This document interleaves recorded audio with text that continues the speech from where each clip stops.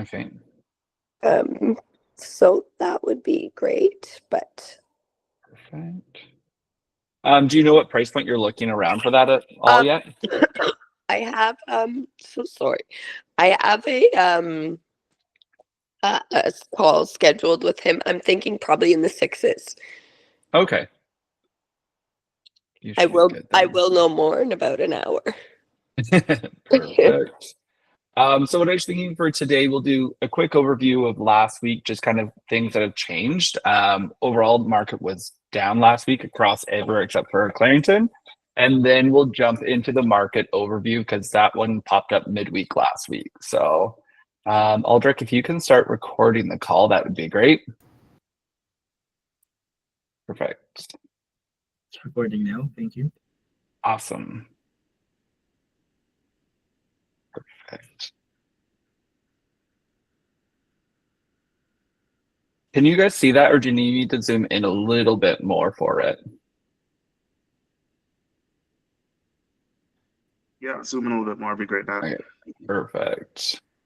Okay, so left side of this is a little tracker that I created for myself, and I haven't started handing it out yet. I'm just kind of playing around with it a little bit more before kind of sending it out. But what this does, the left side is giving you Durham, overall change week to week. Right side is Northumberland. So last week, total listings are up 3.6%. New listings were up 7.9% compared to the previous week.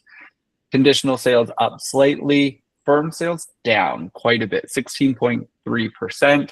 Turnover actually didn't change too much, down 1.8%. The big thing that I have been keeping an eye on and kind of warning people about is terminations and price changes. Week over week, we were up 18% and 19% almost. So with inventories levels rising over the past couple of weeks, I've been trying to say, keep an eye for when people start doing price terminations and price changes. Some people had been holding off, and my thing was people had been holding off, not doing price changes to see what they could get. We are still seeing a lot of different strategies holding off, but I do feel like there might be some people that tried to get their price and are getting a little bit more desperate and could be starting to lower their price. So we'll look at that a little bit later on today in the second half of the call. Again, you can look at the second, third, and fourth. The second one is just going to compare week 2 to week 3, and then the third, week 3 to 4. If you look at the very bottom, that's giving you the change in over 4 weeks. So I compare, if we look at total listings, you can see it compares this week to what happened 4 weeks ago. So giving you a larger kind of overview. Overall, inventory up 8.4%. New listings are up 25.7%. So quite a big jump in inventory.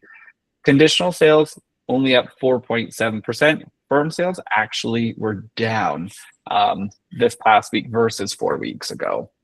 Now, we should really be seeing inventory levels kind of stabilize over the next couple of weeks as we've been front loaded in the early May period.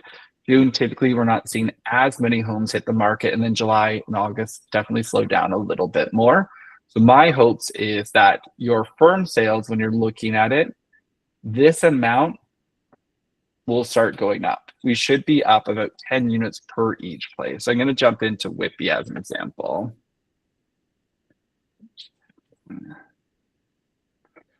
So Whitby had 34 homes sell, 32 conditional, and 102 new listings hit the market. Of the 102, one thing again to keep an eye on, you had 61 terminations last week. So up 12 terminations from the previous week. A good amount, of almost a 20% increase there. So realistically, you had probably around 40 new homes hit the market last week. Again, that is expect that we're not going to see a lot of new inventory hit. It will still keep regular replenishment, but it shouldn't be the building inventory levels. If we compare week to week, 2 weeks ago, we saw 47 homes sell in Whitby. It was a really good week across all of Durham. everyone except for one of our cities had their best performing week. So I'm going to be looking into seeing if this is just a blip, or is it something that's going to become a pattern with the market cooling down, people pulling their homes off the market, or what does it say? But definitely, again, terminations up in Whitby. Terminations were also up dramatically in Oshawa, 78 versus 56. The big jump, 22 more units that were terminated. 151 new listings hit the market last week, 36 conditional, 36 firm sales. Again, down quite a bit in Oshawa in terms of number of sales. We were 53 down to 36. So again, we're not on a long weekend. We shouldn't really be seeing a blip at this time of year. It should be really holding still. Clarington was actually the only city that had a positive growth last week. So 42 homes sold in Clarington last week versus 38 the week before, 103 new listings and only 34 terminations. So the interesting thing was they had higher sales and the number of terminations were lower. So again, a little bit of everything is happening right now in the market. Not everything makes sense. Things that we were expecting to sell did not sell.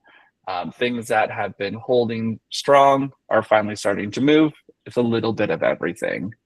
I'm going to just stop sharing screen for 1 second. I'm going to show you guys two things. So when it comes to stats, one thing that I like to do is I like comparing year to year to see where our trends are at. And let me know if you guys can see this, just because I can't see you anymore.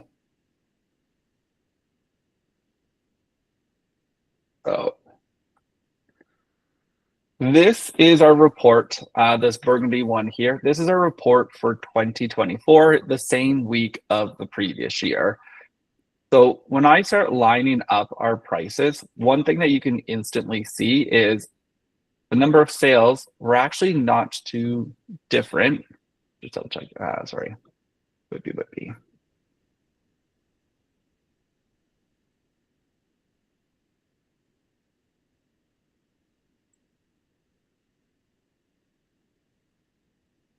Here we go.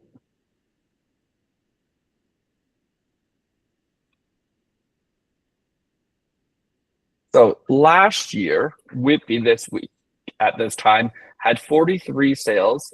You had 12% turnover, where we know we're below 10% right now. We want to get back up there. The big difference is look at where the prices we were selling last year. So we had a lot more over the 1.4 mark. And even if you look at 1.2 to 1.3, we had 8 homes sell in that bracket versus this year 2. Everything is shifted down if we look at this year's activity. So again, if we're seeing more terminations, more price changes, let's keep an eye on to see if that average price is actually going to drop, or is this just a 1 week flip, or a little blip in the market.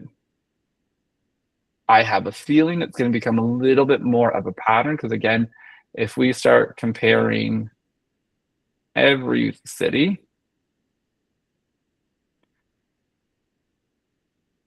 even Oshawa, if you look at Oshawa's price points, again, the left side here, or the brighter red, is 2025. The right side is 2023. And what you'll notice is there's a lot lower price points that are selling this year than what we had last year, but it's not necessarily reflected in our average sale price yet. So that's something to keep an eye on.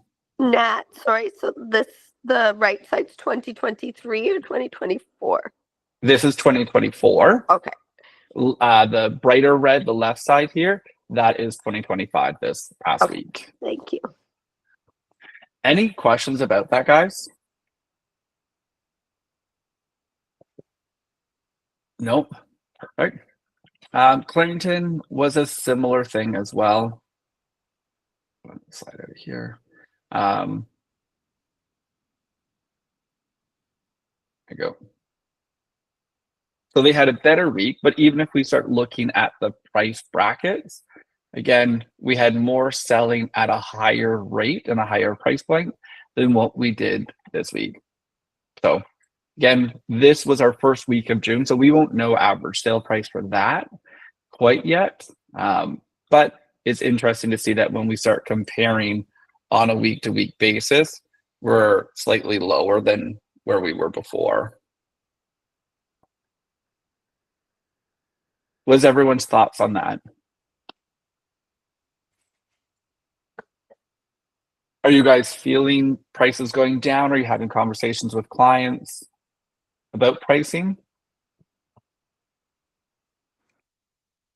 A lot of the listings that I've been, or inquiries, or sorry, that I've been getting been for condos in the city because a lot of them had purchased pre-construction and Yeah. want to sell on assignment. And the assignment market's obviously a beast of its own, right? And it's not well. It's not doing well at all. No, not at all. Dean, what are you feeling and seeing? So again, just going off my listing and kind of what I went through. Yeah, it was a wave. So again, these Monday morning meetings, I really leaned on them just to kind of get an aspect of the numbers. But what I saw going through this, what I call real estate wave, again, markets flooded with tons of listing, and it was really just focusing on who were my key competitors at the moment in regards to what came on the market, what came off, and then kind of positioning where our offering would be the best. Now, at times, again, it just seemed very funny because there were no rhyme or reason why things were selling, right? And you can imagine as a homeowner trying to sell your home, when you're like, okay, well, why did that sell versus why didn't mine sell? It was hard to give an answer because there were no rhyme or reason as to why it sold. It was just waiting for your client. So we found ourselves in a position where we did the whole held off on offers, didn't kind of get what we wanted. Then we priced it to what we wanted, and traffic was less. Then we went back down to market pricing, and it was still like 24 days after doing that we sold. Now my homeowner's like, do we really, I don't want to lower pricing. Do we have to? And I said, you know what, based on what I'm seeing and what you're positioned against, I can't tell you to lower the price. I wouldn't at the moment. Like, we really just have to wait. Our buyer's going to arrive. And sure enough, again, positioning ourselves to be the best offering on the table, not in regards to pricing, but value for money, and really looking at what was there. That's what ultimately got it done. And then again, in your market, wherever you're listing, know the mini areas, the mini pockets, because it makes a big difference, right? Again, in my situation where the north side yield 100 more than the south side, just for crossing a street, those things can really affect, and relating that to your client as well. So they have confidence knowing that. And I think that's the key thing, is really providing them the data, showing them all the information. Like I said in last week's call, I send this out with a list of all the properties that sold in around wherever my listing is. So if it's in Durham, I'm going to pick that community. If it's out in Northumberland, I'm picking the whole city or town, just to kind of show exactly what is going on, along with all of the details about their particular home. If it's a buyer, I'm looking at this and kind of gauging, do they have to buy by a certain time frame? Or if we have a little bit more flexibility and, hey, our prices are starting to trend down, is it better for us to wait a little bit longer? If we wait into July, can we still get them in before the school year starts? And can we save them an extra $10,000, $15,000, $20,000? So I think Dean's point of really kind of looking at your particular home, assessing its true features and not kind of the emotional aspect of it, but compare that to what's available and what has sold is really important in this market, because it can shift at any point. We just know buyers are seeing more homes before offering on them. There's not that sense of urgency. So sometimes it is just waiting a bit longer there. Okay, I'm going to flip into another report here for you guys.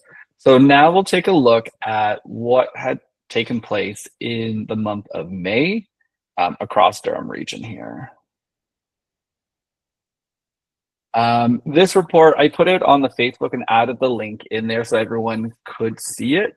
But if not, when you get the link this morning, it will be under the market update. This is your overall market, letting you know what's going on. Perfect. Can you guys see that size, or is it a little bit small?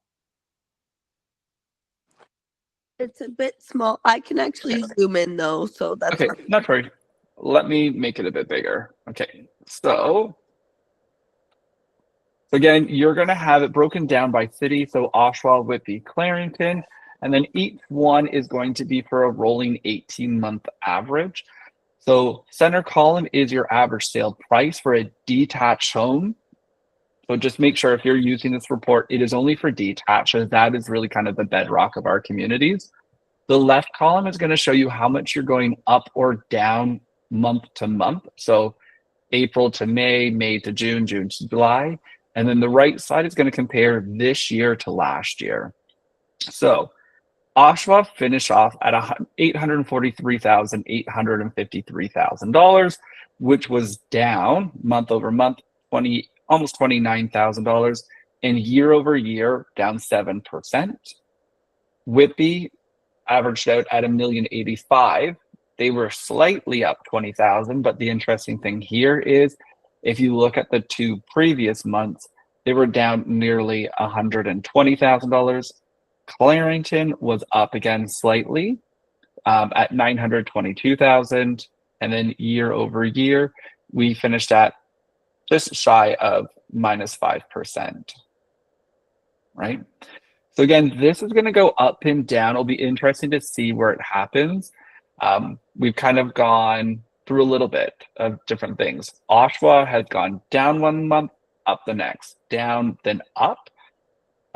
Whitby had been going down fairly consistently for about 4 or 5 months. Clarington was doing the same thing. So what I like to look at this is on the graphs on the right-hand side. I'm going to make this a little bit smaller. We just don't need as much detail on this. So your top graph here, actually I'll make this a little larger for a second. This is your average sale price, right? So some people love looking at the numbers. Sometimes when you're trying to explain it to a client, you have to show them an actual graphic so they can see what it looks like. If we use Whitby, which is the red here, you can see Whitby's price had been declining over the past 5 months, and now it took a little bit of a rebound. So did it bottom out, or is it actually kind of leveling out? Clarington, which is the lighter gray here, did a similar thing. They were pretty stagnant and stable, and then they did take a little bit of a decline. Does that continue to go down as into the next couple of months? It naturally should on a regular year. And then you can see Oshawa. Oshawa is up 1 month, down, up, down. But in general, if you average that out, they're quite stable. Any questions about the top part here, guys? Perfect. Okay. Bottom part here, so it's your second part to this. Oops, a little bit too large. This is your inventory. So again, at the end of the day, real estate is all about supply and demand.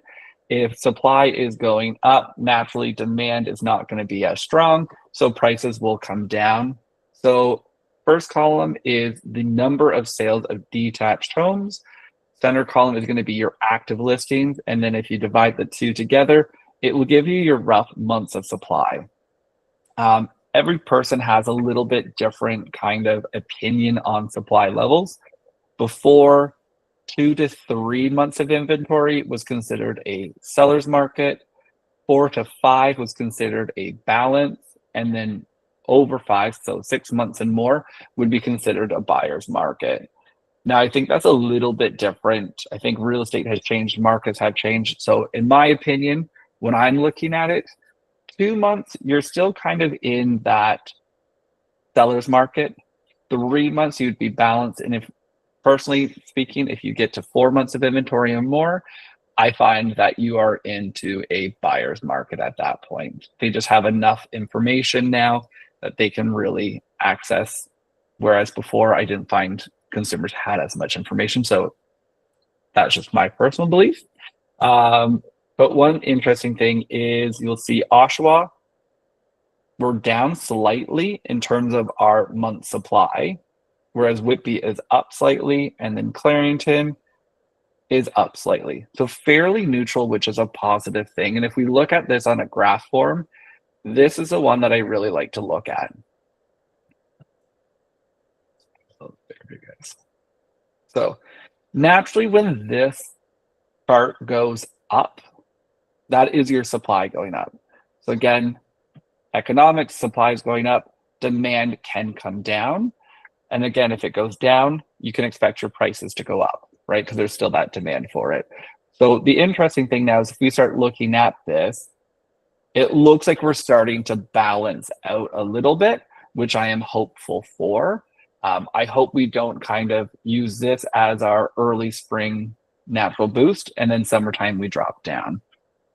The hard thing about stats, if you look at one thing, you can make it say whatever else you want, and you really have to look at it over a long period of time to get the true trend line. But if we look at our numbers here, we're hovering right around that 3. 3, as I said before, is typically a seller's market. So hopefully we can stay in that kind of ballpark. June typically is still another good month for real estate, and we're trending 2 to 3 weeks behind where we have been in regular patterns or regular years. So hopefully June continues to stay strong. May has been the strongest month for the last 2 to 3 years. Hopefully, again, June will now be our strongest month, but the first week did not get us off to a good start. And Nat, just to confirm, all of the numbers that you have pulled up here, those are all freehold, so not just detached in this. Oh no, this is detached. Sorry, I see it at the top. So yeah. Yeah. So this one, and you'll see it there. In the other report that we do on a weekly basis, that one is all home types. Okay. For freeholds. It's not just detached. To me, I like to look at each one individually for different reasons. To me, with our planned communities really being based off detached homes, Mhm. if detached is going up, we can kind of anticipate what's going to happen in the condo market or what's going to happen in another market. If we have buyers looking, I want to see the whole kind of scale, because maybe my buyer is at a lower price point and I may have to flip them into, and I can say, hey, look, there are homes that are selling in your price point. There's activity there. Each one of you is slightly different for different purposes. Right. Thank you. Yeah. So again, if you're having conversations with clients, this is a really helpful tool. Typically, what I like to do is look at the left column or the first column of any city to kind of gauge, are we going up or are we going down? If we are going down, I'm trying to get that seller, if they have to sell, onto the market sooner than possible, because I want them to save as much money. If it is a buyer and we're going down, then I'm starting to have that conversation. How fast do you have to move? If you're a first-time buyer and you're staying with family or friends, or you're on a month-to-month lease, well, then we may not want them to be purchasing right away. We know that, okay, we're heading down when we're in our stronger months of the real estate market. That buyer could technically wait a month or two and save a lot of money in end of June, early July timeframe, and still technically, if they have kids, be into their new home before the school district or school year starts. Column on the right, I tend to use this when I'm just having conversations with clients that aren't necessarily moving, but just kind of curious about the value of their home or what's going in the market. Month to month changes so quickly. It's more year over year that's interesting. You can also use this for buyers as well. If that person has been renting for a long time and you start showing them that year over year, I'm going to use Clarington over here, year over year, your price is going up 7%, 5%. talk to them about how that's creating equity for them, right? So this is why you want to be buying. At the same holds, you could be using, hey, look, homes have gone down. This is your time to purchase now. Your deposit's going to be less. We have better mortgage rules. Interest rates are expected to decline, hopefully, over the next 2 announcements. This is where we're starting to get into the lower, slower time of the market. Let's be a little bit more proactive, make sure that you're ready. So if you find that house that you love, you're ready to jump on it. And Satasha, I'm going to just take a quick look for you. Any questions, guys, before I hop into Tasha's kind of price point of like low 600,000s? Okay, perfect. I'm going to stop sharing for a second here.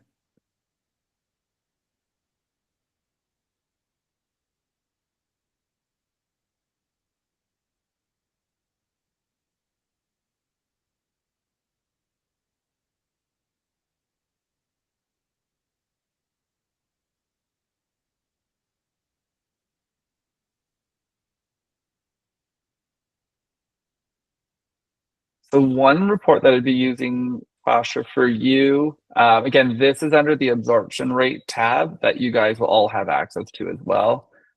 I'm going to flip over to Durham.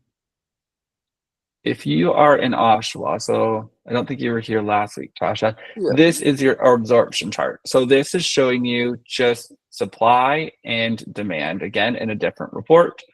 So if you're taking a look, and this is giving you your monthly inventory levels. So on the right-hand side here. So if you're looking around that $600,000 to $700,000, you actually have one of the lower kind of supply rates. So 2 months of inventory for the first 6 to 650, 2.3 months of inventory for 650 to 7. As of when I did this report, which would have been June 2nd, there was 101 active homes in that kind of price bracket, but you had 46 of them sell. So again, it's another positive thing to look at.